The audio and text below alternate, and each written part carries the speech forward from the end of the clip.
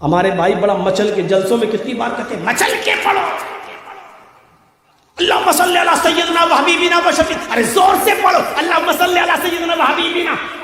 پتہ نہیں یہ لائے کہاں سے سیدنا و حبیبنا، کہیں کی اینٹ کہیں کا روڑا ہے، بتی نے لا کے کھمبا جوڑا، پوری حدیثیں پڑھ جا لو کہیں ملتا ہی نہیں ہے. یہ قرآن خوانی ہو رہی ہے. اب آپ کہو گے مولانا صاحب قرآن ہی تو پڑھا جا رہا، اس میں برائی کیا ہے؟ پھر وہی بات، آپ جمعے کے دن ڈبل آذان دے رہے ہیں، اس کا ثبوت ہمیں جناب محمد رسول اللہ سے دو. یہاں عقیقے میں ایک ہی کائے میں 7 حصے جو کیے جا رہے ہیں، ہمیں اس کا ثبوت جناب محمد رسول اللہ سے دو. قبرستان میں ہاتھ اٹھا کر دعا مانگتے ہو، ہمیں اس کی دلیل قرآن و حدیث سے دو. جمعے کی نماز کے بعد امام ہاتھ اٹھا کر دعا کرے اور سارے مقتدی دعا میں آمین آمین کہے، ہمیں اس کی دلیل نبی اکرم کی حدیث سے دو. اب ہم اندازہ لگائیں، سوچیں کتنی چیزوں پر ہم عمل کر رہے ہیں. نبی اکرم نے ہمیں کتنا دیا ہے اور ہم دین کے اندر کتنی چیزوں کا اور اضافہ کر رہے ہیں. اور تعجب تو یہ ہے کہ یہ سب دین سمجھ کر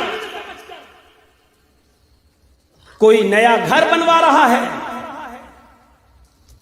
چلیے مولانا صاحب کیا ہوا، نیا گھر بنایا ہے، دعا کر دیجیے. مولانا جرجیس 10-15 آدمیوں کے ساتھ جا رہے ہیں اور نیا گھر بن گیا، دعا کر رہے ہیں اللہ تیرے گھر میں برکت دے. اب اس گھر میں ٹی وی چلے گی، اسٹار پلس چلے گا، ناٹک دیکھا جائے گا، ساس بھی کبھی بہو تھی، صحیح ہے نا، بہو بھی کبھی ساس بھی کبھی بہو تھی. ہاں جی یہ سب چلے گا اس میں سیریل. لیکن مولانا صاحب کی دعا پہلے ہو گئی ہے، اب اس سیریل چاہے کتنے چلتے رہے کوئی فرق نہیں پڑے گا. مولانا سرجیت صاحب 10 آدمیوں کو لے کے دعا کرایا ہے، اب اس میں گھر کی عورتیں چاہے کتنی بیڑی کے بنڈل بنائیں سب حلال. دعا جو ہو گئی، اب سب کام جائز ہو گئے.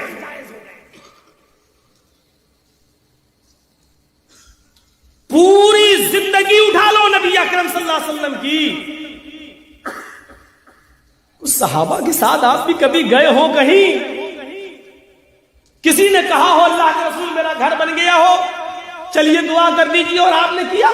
یہاں تو نئی دکان بنتی ہے تو وہ کرائے کے ٹٹوؤں کو بلایا جاتا ہے. کرائے کے ٹٹو جانتے ہو، بھاڑے کے، ایک ایک پارا سب کو پکڑا دیا. کچھ لوگوں کو تو میں نے ایسے دیکھا ہے ایسے. اب آپ یہ مت کہنا مولانا آپ نے کیسے دیکھا، آپ بھی گئے تھے کیا؟ آپ لوگ بہت عقل مند ہیں، بہت عقل مند ہیں. میں نے دیکھا، اس کا مطلب یہ نہیں کہ میں نے پڑھا.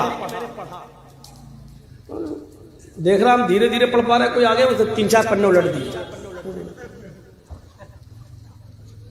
قرآن خوانی ہو رہی ہے. اب آپ کہو گے مولانا صاحب قرآن ہی تو پڑھا جا رہا، اس میں برائی کیا ہے؟ پھر وہی بات، پھر آپ وہی کہہ رہے ہیں کہ اس میں برائی کیا ہے. میں نہیں کہہ رہا ہوں کہ کوئی برائی ہے، لیکن میں یہ کہہ رہا ہوں کیا یہ عمل جناب محمد رسول اللہ اور آپ کے صحابہ سے ثابت ہے؟ بس یہ برائی ہے. جس کام کو آپ دین سمجھ کر اچھا سمجھ کر کر رہے ہیں، کیا اس کو نبی اکرم صلی اللہ علیہ وسلم نے اپنی مہر لگا کر پاس کیا ہے؟ کیا یہ کہا ہے کہ یہ کام جائز ہے؟ کیا ایسا کیا ہے آپ نے کبھی کر کے دکھایا ہے؟ نہیں. ہر عمل پر مہر نبی کی ہونی چاہیے. صحابہ کرام کا عمل جانتے ہو کیا تھا؟ آپ تعجب کریں گے. اللہ کے نبی صلی اللہ علیہ وسلم نماز پڑھا رہے ہیں، ابو داؤد حدیث، اللہ کے نبی صلی اللہ علیہ وسلم نماز پڑھا رہے ہیں، آپ کے صحابہ آپ کے پیچھے کھڑے ہو کر نماز پڑھ رہے ہیں. اور سنو، اللہ کے نبی بھی جوتے پہنے ہوئے ہیں، آپ کے پیارے صحابہ بھی جوتے پہنے ہوئے ہیں. ہاں یہ نماز جوتے پہن کر ہو رہی ہے.